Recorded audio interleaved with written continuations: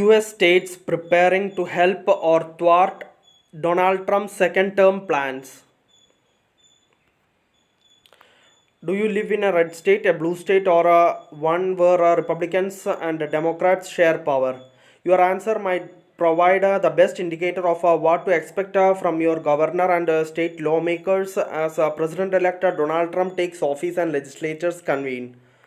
In many cases, political party identification has come to define public policy, percolating from the nation's capital down to 50 state houses.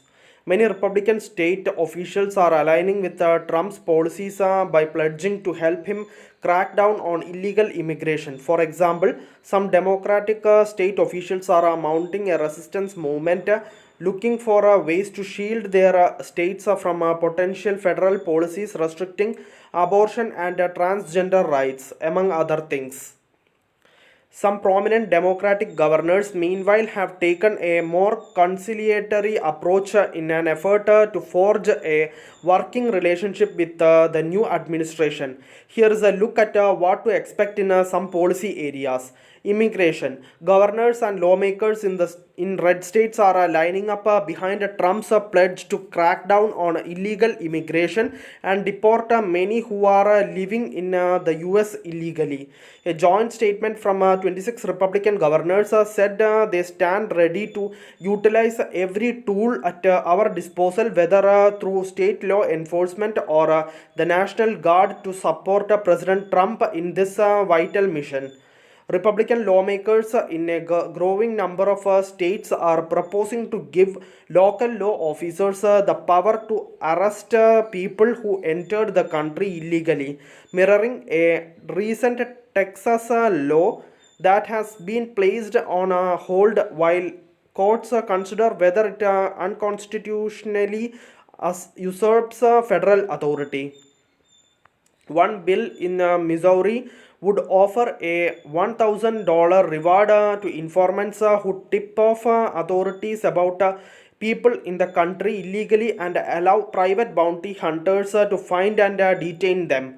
Governors in some blue states are taking a wait and see approach to Trump's immigration plans, willing to cooperate on deporting people who commit crimes but not in using the National Guard for widespread roundups of immigrants living in the US illegally. Other Democratic led jurisdictions are bracing for a shutdown.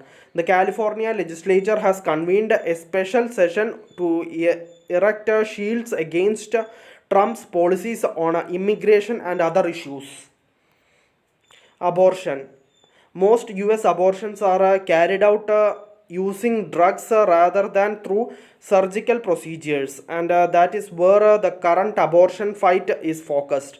At least four states, Indiana, Missouri, New Hampshire, and Tennessee, have seen bills introduced aimed at banning pills. None take the same approach as Louisiana, which last year classified the drugs as controlled dangerous substances.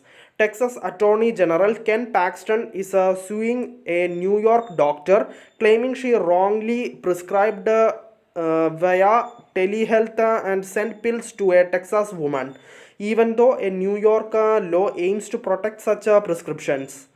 And the Republican attorneys general Idaho, Kansas, and Missouri are in court trying to roll back federal approvals of one of the pills usually used in abortion.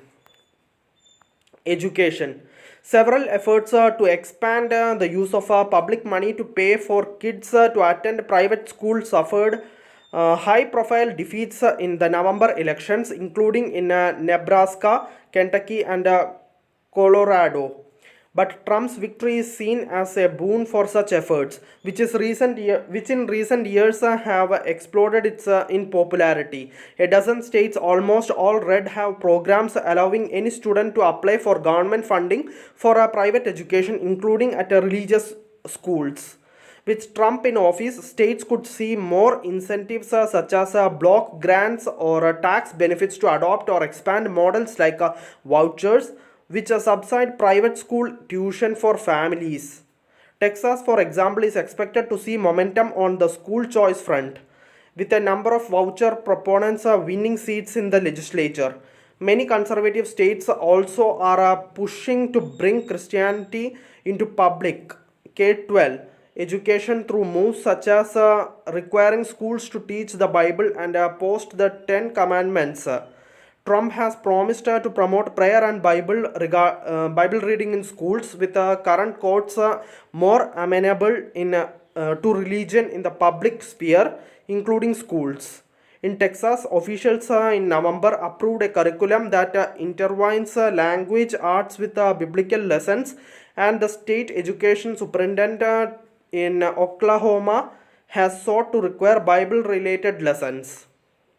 Diversity efforts to end diversity, equity, and inclusion, or DEI initiatives are expected to expand in Republican led states under Trump, who has vowed to get rid of a perceived weakness in education.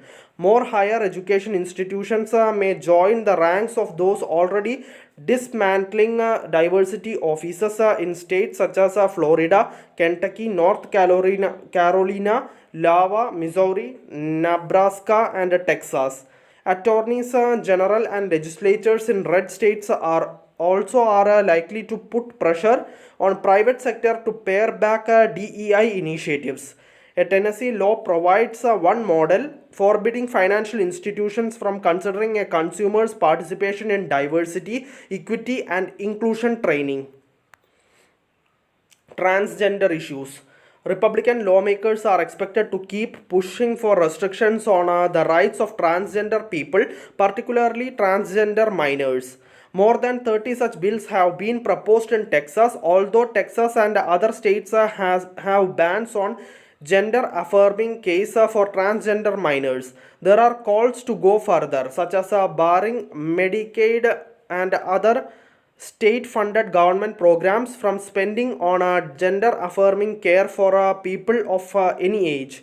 In his campaign last year, Trump leaned into attacks on transgender rights, suggesting a looming shift in federal policy. The future of some of the measures could rest on a US Supreme Court ruling expected this year on whether Tennessee had the right to ban gender affirming care for transgender minors. Most Republican controlled states already have laws banning or limiting gender affirming care for minors and participation in women's and girls' sports for transgender women and girls. Several also dictate with school restrooms transgender people may use. Public health. With an incoming presidential administration that has indicated fluoride and vaccines might be in crosshairs, lawmakers in a few states have filled bills that would end fluoridation programs and further restrict COVID-19 mandates. Health and Human Services Secretary nominee Robert F. Kennedy Jr., a lawmaker with no medical or public health degrees, has called fluoride an industrial waste and said in a November 2nd post on X that the Trump administration would advise all US water systems to stop putting fluoride in the water. The addition of low levels of fluoride to drinking water has long been considered one of the greatest public health achievements of the last century because it prevents tooth decay. Arkansas lawmakers have filed bills to repeal a statewide fluoridation program that and allows local public water systems to hold elections so residents can decide whether to put fluoride in the water.